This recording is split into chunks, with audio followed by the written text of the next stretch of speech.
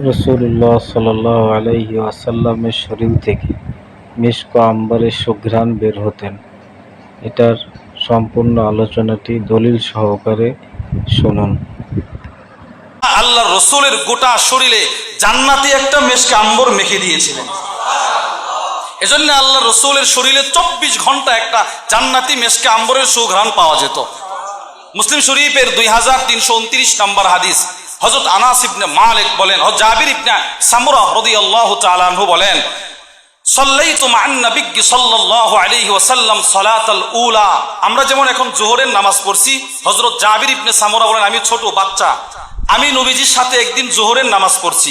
ফাখারাজা মা'সুম্মা খারাজা ইলা আহলি। আল্লাহর রাসূল যোহরের নামাজ পড়ায়া নবীজি নিজের পরিবারের দিকে রওনা দিলেন। ফাখারাজতু মা, আমিও নবীজির সাথে হাঁটতেছি। রাসূলের একটা চরিত্র ছিল, নবীজির সামনে যখন ছোট ছোট বাচ্চারা আসতো, নবীজি কোনো বাচ্চাকে দূরে তাড়িয়ে দিতেন না, নবীজি বুকের সাথে এদেরকে জড়ায়া ধরতেন। উনি বলেন, ফাস্তাকবালাহু ফিলদান, মদিনার মাঠে বাচ্চারা খেলাধুলা করতেছিল, এই বাচ্চারা দৌড় আসছে নবীজির কাছে। রাসূল ফাজআলা ইয়ামসাহ খাদ্দাই আহাদিহিম ওয়াহিদান ওয়াহিদা।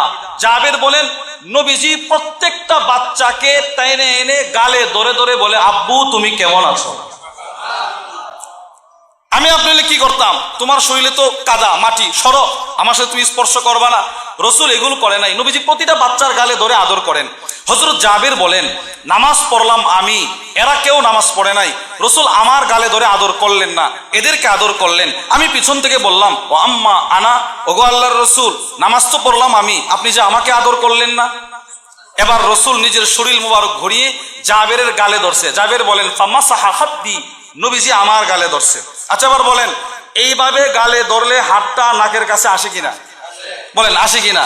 হযরত জাবের বলেন, রাসূল যেই মাত্র হাতটা দিয়ে আমার গালে ধরছে, ফাওয়াজাতু লিয়াদিহি বারদান আও রিহা কাআন্নামা আখরাজাহা মিন জুহনাতি আত্তার।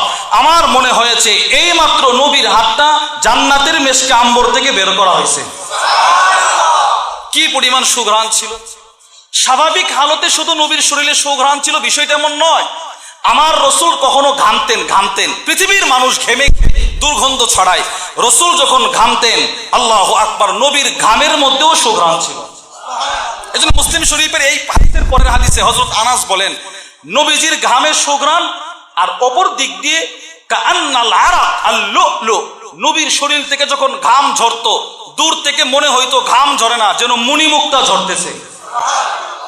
আচ্ছা এবার বলেন, যদি এখানে মণিমুক্তা ঝরে, আমরা সবার ইনসানের তবিয়ত হিসেবে সবাই রুফে নেওয়ার জন্য চেষ্টা করব কিনা বলেন?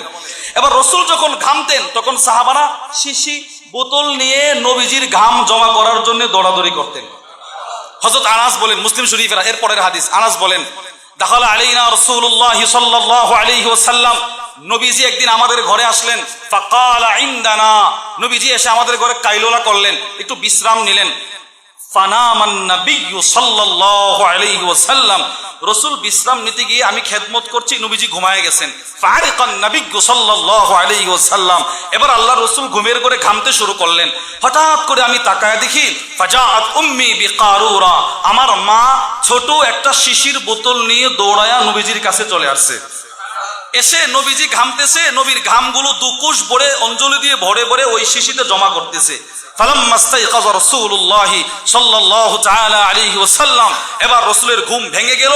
আল্লাহর রাসূল বলেন, ইয়া উম্মে সুলাইম, হে উম্মে সুলাইম, মা হাযাল্লাযী তাসনাইন, তুমি এগুলো কি করছো? উম্মে সুলাইম বলে, নবী গো, আপনার ঘাম। এবার রাসূল বলেন, আমার ঘাম দিয়ে তুমি কি করবে? উম্মে সুলাইম বলেন, আপনার ঘাম হচ্ছে আমাদের আতর। রাসূলের ঘামের কি পাওয়ার ছিল শুনেন। জগৎ বিখ্যাত আলেম আল্লামা মুহাম্মদ ইবনে ইউসুফ আস-সালিহি আশ-শামি তার বিখ্যাত কিতাব সুবুলুল হুদা ওয়ার রাশাদ ফি সিরাতি খায়রিল ইবাদের মধ্যে নিয়ে আসছেন।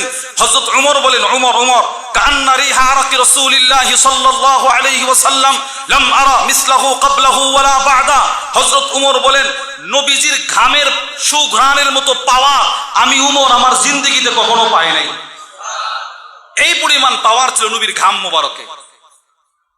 আরো আশ্চর্যের কথা শোনেন, আল্লামা ইবনুল হাজার আসকালানি তার বিখ্যাত ফাতহুল বারির মধ্যে নিয়ে আসছেন, বুখারীর 3553 নম্বর হাদিসের ব্যাখ্যায় তিনি দুইটা হাদিস নিয়ে আসছেন।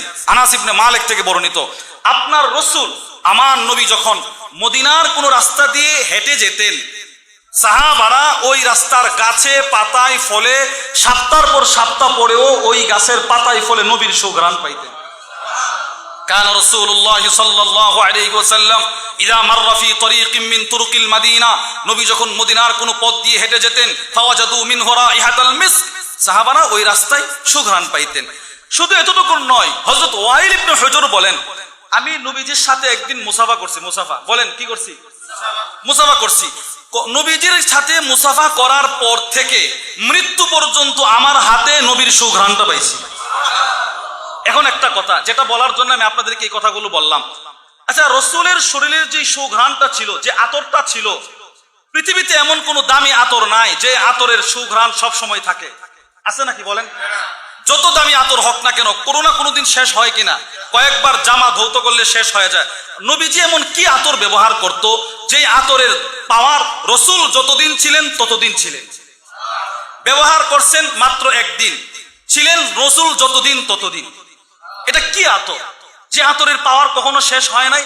একটা নুকতা নিয়ে আসছেন আল্লামা মুহাম্মদ ইবনে ইউসুফ আস-সালিহি, এত সুন্দর একটা কথা নিয়ে আসছেন। তিনি বলেন নবীজির শরীরের যে আতরটা ছিল এটা দুনিয়ার কোনো আতর না, এটা ছিল জান্নাতের আতর। আর আমরা সকলেই জানি জান্নাতের নিয়ামতের কোনো নির্ধারিত মেয়াদ নাই। বলেন কোন নির্ধারিত মেয়াদ আছে? এই যে আমাদের টিস্যুর বক্স, এটার মধ্যে একটা নির্ধারিত মেয়াদ আছে। পৃথিবীতে যত কোম্পানি আছে এদের প্রত্যেকের প্রোডাক্টের মধ্যে নির্ধারিত একটা মেয়াদ লাগায়, এই মেয়াদের পরে এই মাল আর চলে না। কিন্তু রসুল যে আতরটা ব্যবহার করলেন এটা নির্ধারিত কোনো মেয়াদ ছিল না, বোঝা গেল এটা ছিল জান্নাতি। এজন্য তিনি বলেন জান্নাতি হলে কখন কোথায় কিভাবে লাগানো হলো, তিনি বলেন মাবদাউ হাযিহির রাইহাতিত তাইয়্যিবা বিজাসাদিহি সাল্লাল্লাহু আলাইহি ওয়াসাল্লাম মিন লাইলাতিল ইসরা। তো আল্লাহর রাসূলকে আল্লাহ তাআলা মিরাজের রজনীতে জান্নাতি নিয়ে জান্নাতি বসিয়ে আমার রব নিজের কুদরতি হাতে জান্নাতের মেশকে আমার নবীর শরীরে লাগায় দিয়েছে। আজীব এক কথা তিনি নিয়ে আসছেন।